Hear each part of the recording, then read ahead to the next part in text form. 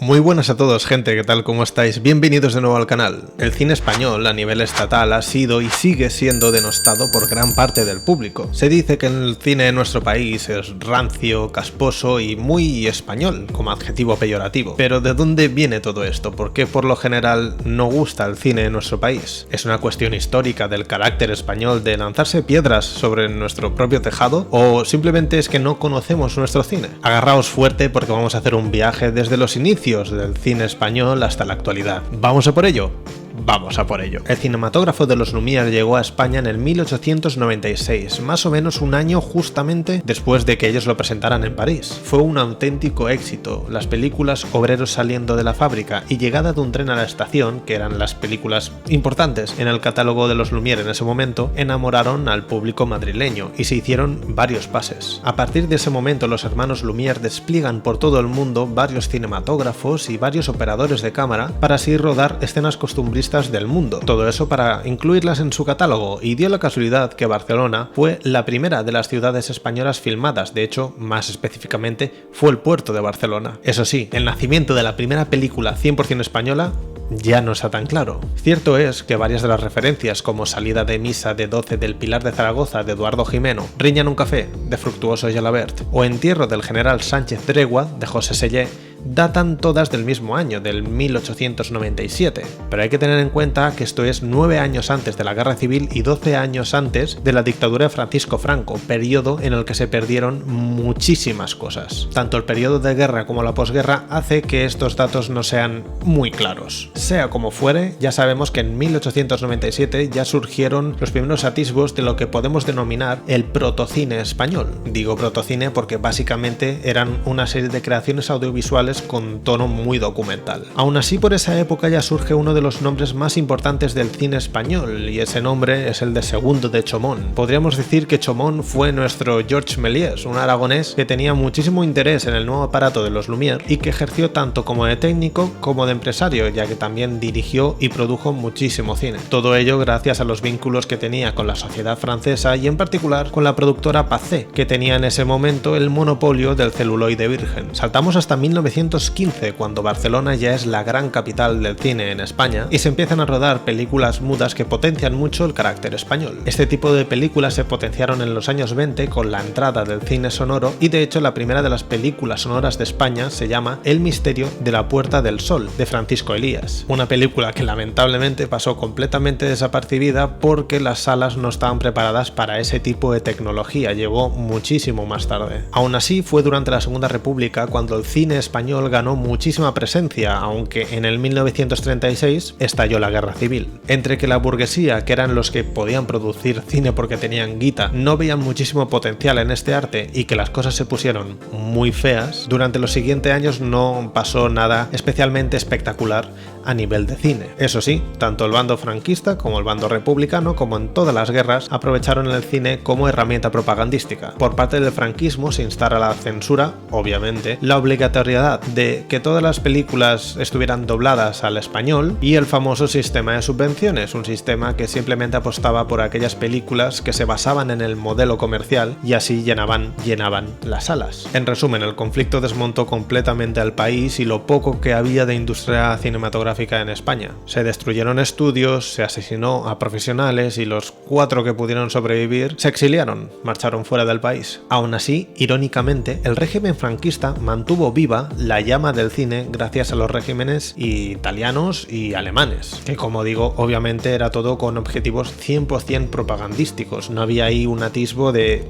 querer hacer arte. La mayoría de las películas de la época o estaban tremendamente politizadas, tenían toques histórico-propagandísticos, o era básicamente cine religioso, y además antes de cada sesión se proyectaba una pieza audiovisual muy conocida entre los españoles actualmente que se llamaba El Nodo, un noticiario documental que ponía al régimen y a Franco pues por los cielos. En los años 50 ya empiezan a pasar cosas interesantes. La primera es que nacen dos de los festivales más importantes que hay en España actualmente, el Festival de Cine de San Sebastián y el Seminichi de Valladolid. Además, en el año 55 nace la primera de las películas que tiene un amplio reconocimiento internacional, y esta es Marcelino Pan y Vino, de Ladislao Batja, o como se llame, película que gana el Oso de Plata en el Festival de Berlín y da el pistoletazo de salida a esta horda de películas españolas protagonizadas por niños y niñas, para que nos entendamos. A finales de los años 60, muy condicionados por el neorrealismo italiano, se dan a conocer dos de los cineastas más reconocibles de la época. Ellos son Juan Antonio Bardem y Luis García Berlanga. Muerte de un ciclista de 1955 y Bienvenido Mr. Marshall del 1952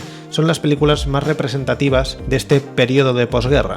Además, también en el 55 se llevaron a cabo unas jornadas cinematográficas denominadas las primeras conversaciones sobre cine español, o como se conocen popularmente, las conversaciones de Salamanca. Y en dichas conversaciones Bardem definió completamente el cine estatal de la época. El cine español actual es políticamente ineficaz, socialmente falso, intelectualmente ínfimo, estéticamente nulo e industrialmente raquítico. Luis Buñuel, otra de las figuras más representativas si estamos hablando de cine español, estaba muy ligado al bando republicano. De España acabó en Francia para dedicarse a la propaganda del bando republicano, y allí fue cuando le llamaron de Hollywood para asesorar un poco películas sobre este conflicto. Cuando llegó a Estados Unidos se encontró completamente atrapado, ya que todo este proyecto se tiró hacia atrás y no se iban a hacer películas de este estilo. Estaba completamente prohibido hablar del tema. Además, le tocó los inicios de la caza de brujas cuando Salvador Dalí, que era muy amigo suyo, lo calificó de izquierdista y ateo, cosa que hizo que lo despidieran del MoMA, del Museo de Arte Moderno de Nueva York, donde trabajaba en ese momento, y se vio completamente en la calle durante bastante tiempo, hasta que tuvo la oportunidad de rodar una adaptación de La Casa de Bernarda Alba en México. La parte negativa de esta historia es que el proyecto no se llevó a cabo, pero la positiva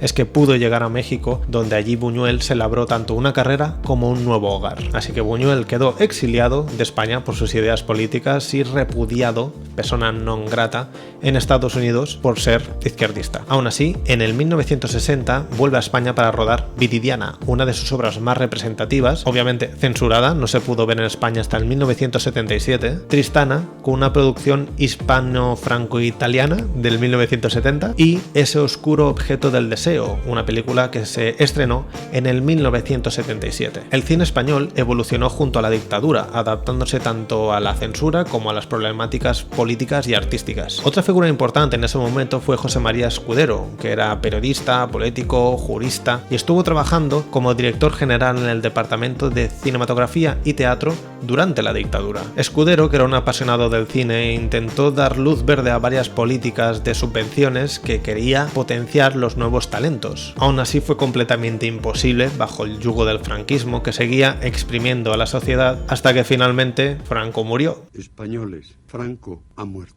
I can't stop this feeling deep inside of me. En el 1965 muere por fin el dictador, y en el 1976 se desmorona toda la política de censura que estaba instaurada y viene toda la reforma de la mano de Adolfo Suárez, que fue el primer presidente de la dictadura bajo el mandato del rey del momento, Juan Carlos. Durante los últimos coletazos del franquismo, aún así, por ahí los 60, empezaron a renacer temáticas y propuestas muy contestatarias denominadas el nuevo cine español, entre las que destacan El espíritu de la colmena, de Víctor Erice, y el cine de Carlos Saura. Si no conocéis a Carlos Saura, tengo un vídeo por aquí en el canal que os puede interesar muy mucho. A su vez, en Barcelona surge un movimiento llamado Escuela de Barcelona, que se inspiraba un poquito más en el Dogma 95, en la Nouvelle Vague, en el Free Cinema, en contraposición con el cine mesetario que decían que se hacía en Madrid, básicamente. La película Dante no es severo, del 1967, de Jacinto Esteva y Joaquim Jordà, es la más representativa de este movimiento,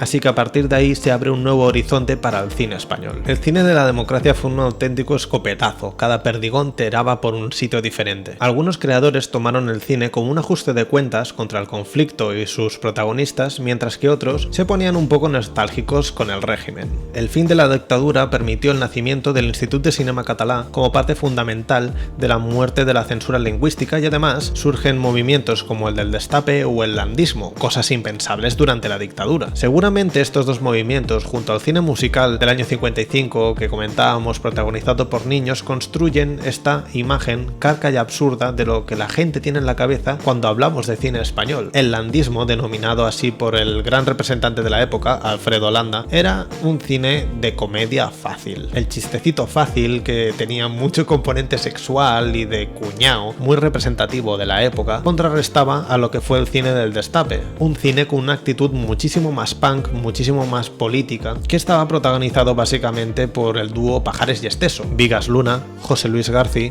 Eloy de la Iglesia, Jesús Franco y Pedro Almodóvar son algunos de los referentes más importantes del cine del Destape en España, mientras que el landismo lo llevaron a cabo directores como Mariano Ozores, Pedro Lazaga o Luis María Delgado. Esta evolución cinematográfica dio paso a una regeneración del cine nacional complementada con el primer Oscar concedido a Volver a empezar de José Luis García, el nacimiento del nuevo cine vasco protagonizado básicamente por los directores Molcho Armendáriz, Juan Mabajo Ulloa e Imanol Uribe, que insufla a espectadores a las salas de cine a mansalva, el cine kinky de los años 80 de José Antonio de la Loma y Eloy de la Iglesia, y el resurgimiento de temáticas tan variopintas y tan dispares como las comedias negras de Alex de la Iglesia, el cine más clásico de Fernando Trueba o los melodramas mundialmente conocidos de Pedro Almodóvar. Y es que el caso de Pedro Almodóvar es bastante importante para comprender la internacionalización, digamos, la proyección de nuestro cine en el extranjero. El éxito del director manchego ha condicionado 100% la globalización de nuestro cine, dando oportunidad a otros directores como pueden ser Alejandro Amenábar, Julio Medem, Isabel Coixet o Juan Antonio Bayona. Este nuevo cine español, que arranca sobre el año 2005-2010, ha vuelto a dar una colleja a todos aquellos que piensan que el cine español, que tampoco no es un único ente, está anclado en los años 50 y en los años 60. Actualmente el cine español es más internacional que nunca, y esto pasa tanto con las películas que se producen aquí al 100%, como puede ser Loreac de José Mari Goenaga y John Garaño, o Steve 1993 de Carla Simón, como todos los profesionales de nuestra industria que trabajan en otros países, como puede ser,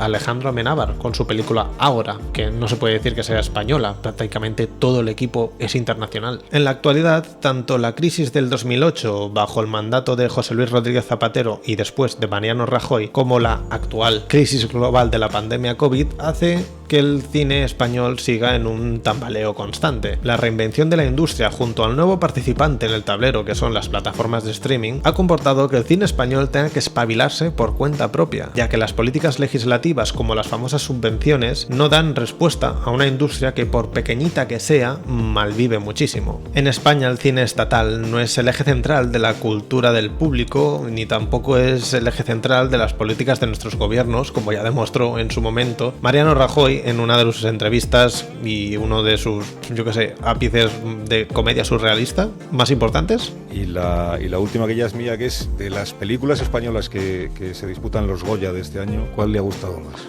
No las he podido ver, francamente no las he podido ver. No, para mi desgracia no voy al cine, leo novelas. En fin.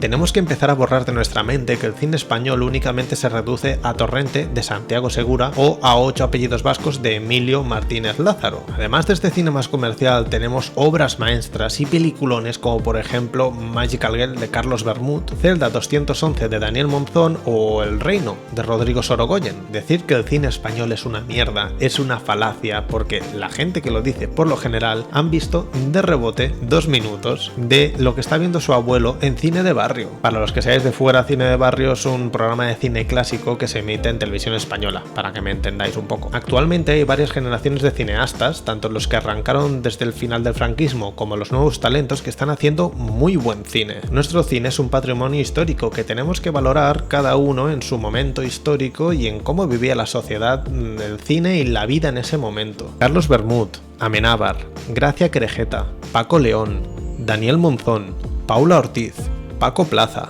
Fernando León de Aranoa, Leticia Dolera, Jaume Balagueró, la tríada vasca Garaño, Galdós, Goenaga, Rosé Aguilá, Manuel Martín Cuenca, Carla Simón, Fernando González Molina, Javier Fesser, Andrea Jaurrieta, Ángel Gómez, los hermanos Pastor, Elena Martín, Gustavo Salmerón, Laura Ferrés, Icíar Boyaín. Será por directores y directoras buenos en este país, Dios mío, Madre María, Virgen Santísima. Y para celebrar el cine en nuestro país, hoy os traigo un nuevo sorteo. Os lo pongo muy fácil. Sorteo entre todos los que comentéis en este vídeo, Rafa, dame las pelis, un total de 30 películas. ¿Cuáles? Apunta, crack, que vas a flipar. Pudor, de David y Tristán Ulloa, Los girasoles ciegos, de José Luis Cuerda, Camino, de Javier Fesser, El abuelo, de José Luis García, El río que nos lleva, de Antonio del Real, La caja Kovac, de Daniel Monzón, Mi vida sin mí, de Isabel Cochet, Acción mutante, de Alex de la Iglesia, Los amantes del círculo polar, de Julio Medem,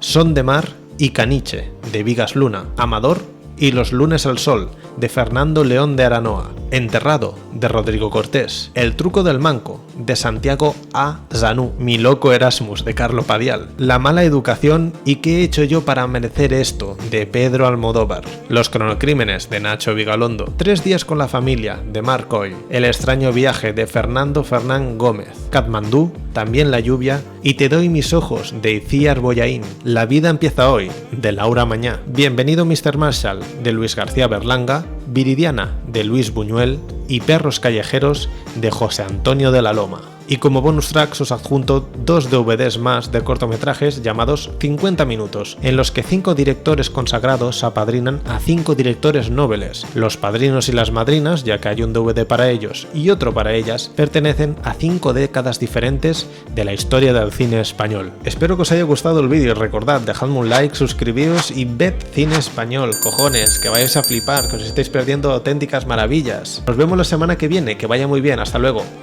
Adiós.